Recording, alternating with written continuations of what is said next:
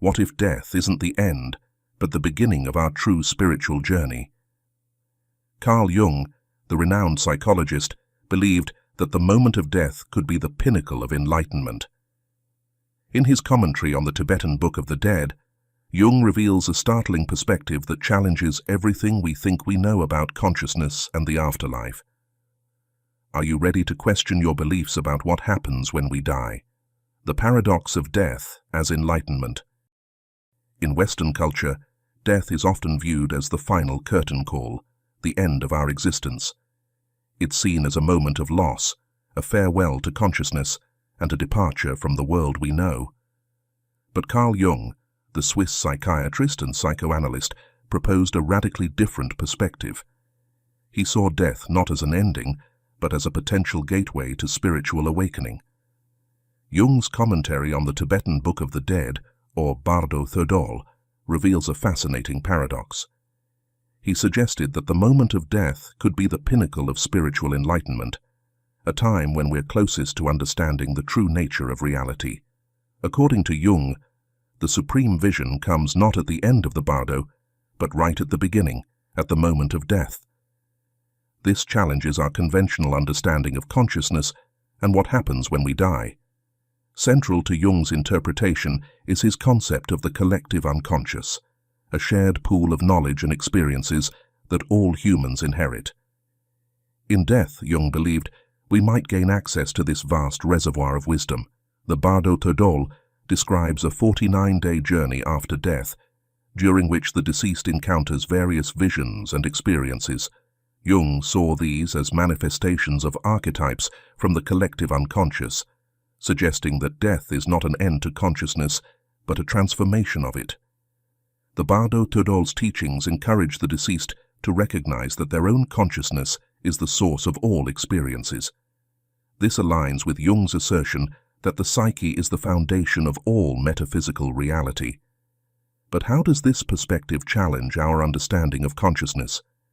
It suggests that what we consider reality during life might be just as illusory as the visions described in the Bardo states. Jung believed that death could be a transformative experience, offering an opportunity for profound insight and self-understanding. He noted that soon after the moment of death, illusions begin, leading towards reincarnation. This process, as Jung interpreted it, illustrates how consciousness becomes estranged from liberating truth as it approaches physical rebirth.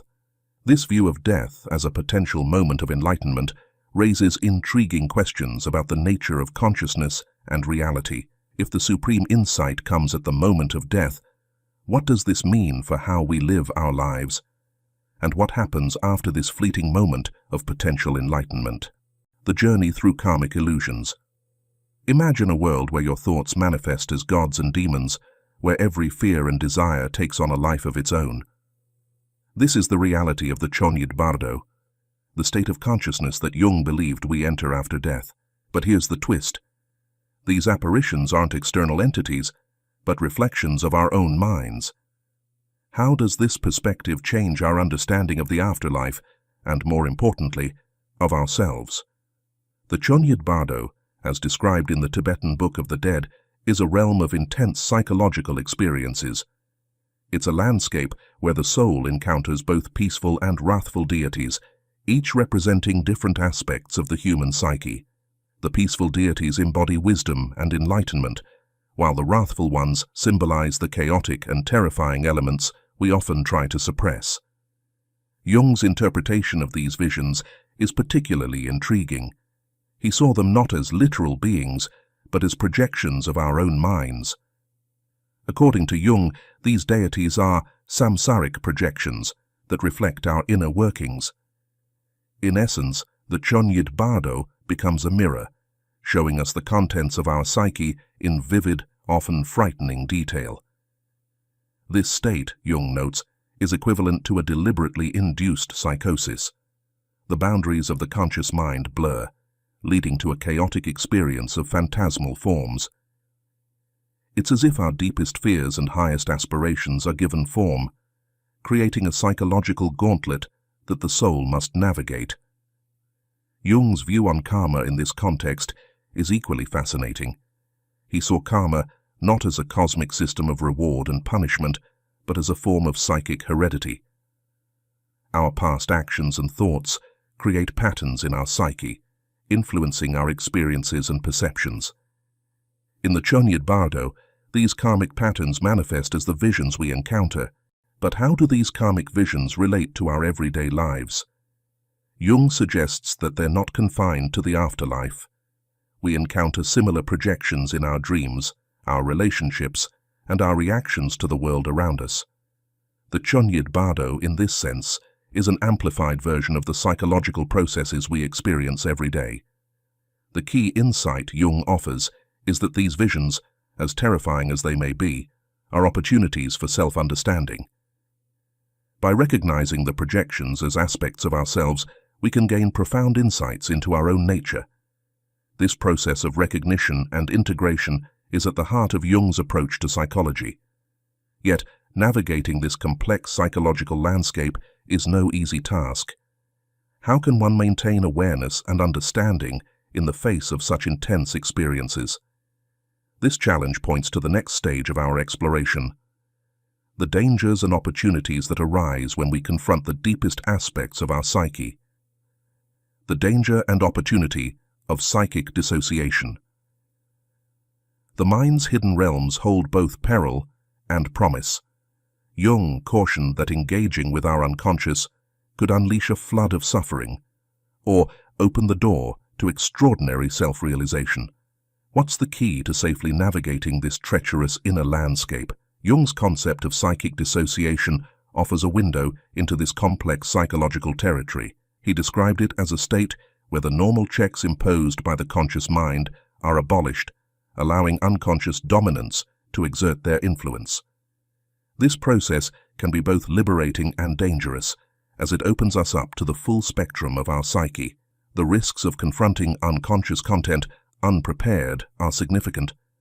Jung likened this experience to a deliberately induced psychosis, highlighting the potential for psychological instability. Without proper guidance or preparation, individuals may find themselves overwhelmed by the intensity of their inner experiences, leading to disorientation and emotional turmoil. Jung drew parallels between this state and schizophrenia, noting the similarities in how the boundaries between conscious and unconscious thought become blurred. In both cases, the individual may struggle to distinguish between internal projections and external reality, potentially losing touch with consensual reality. However, Jung also recognized the immense potential for growth and self-realization in this process. By confronting the contents of our unconscious, we gain the opportunity to integrate previously hidden aspects of ourselves. This integration can lead to a more complete and authentic sense of self, fostering psychological wholeness and personal transformation. So how can one safely navigate this psychological territory? Jung emphasized the importance of integration and the crucial role of therapists or spiritual guides. These experienced individuals can help create a container for the experience, providing support and interpretation as one confronts the depths of the psyche. The process of integration involves carefully examining and assimilating unconscious content, rather than being overwhelmed by it. It requires a delicate balance of openness to new experiences and grounding in one's existing sense of self. Through this process, individuals can harness the transformative power of the unconscious while maintaining psychological stability. But what is the ultimate goal of this psychological journey? As we continue to explore Jung's insights, we'll uncover how this process of confrontation and integration leads to a profound state of consciousness, one that transcends the boundaries of individual ego and connects us to something far greater. The return to the primordial state.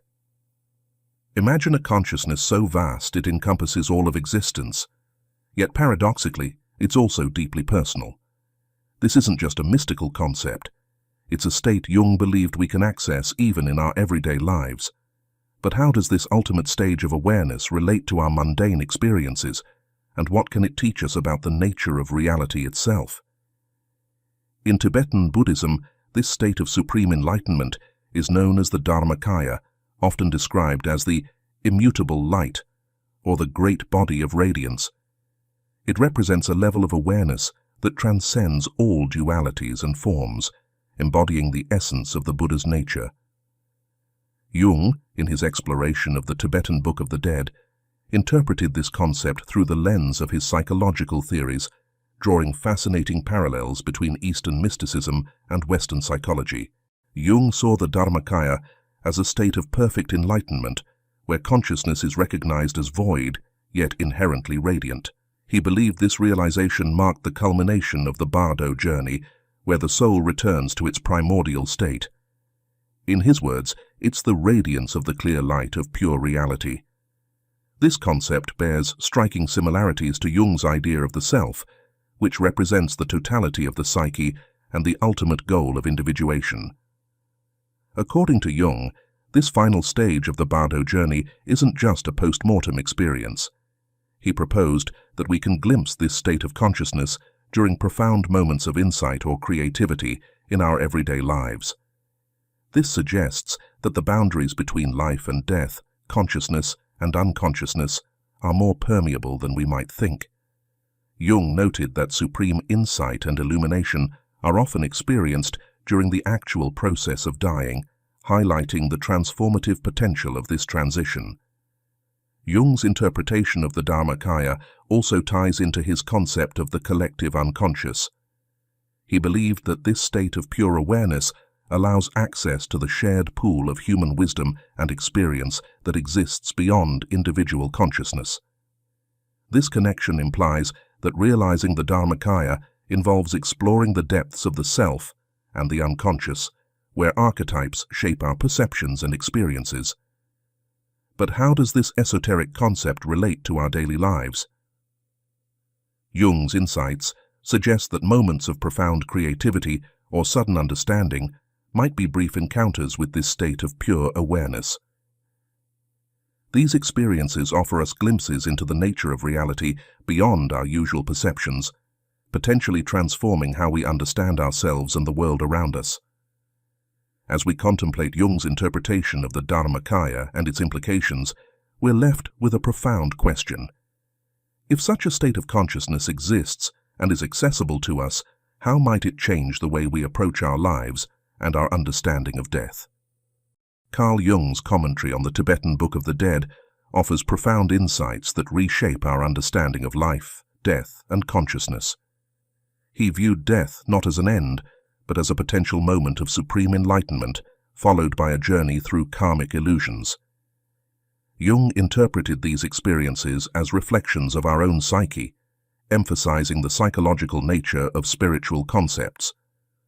Jung's perspective challenges us to reconsider the boundaries between life and death, conscious and unconscious. He suggests that the realms we encounter after death are not separate from our everyday existence, but are amplified versions of the psychological processes we experience in life. This view implies that our daily experiences, dreams, and relationships are opportunities for spiritual growth and self-understanding. The implications of Jung's insights are far-reaching. They invite us to approach life with greater awareness, recognizing that our thoughts and actions shape our reality both in life and beyond. Jung's interpretation of the Dharmakaya as a state of consciousness, accessible even in everyday moments of insight, encourages us to seek moments of transcendence in our daily lives.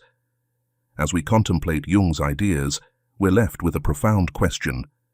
If our consciousness is capable of such expansive awareness, how might we live differently if we embraced this potential? Perhaps the key to unlocking the mysteries of existence lies not in external exploration, but in the depths of our own psyche.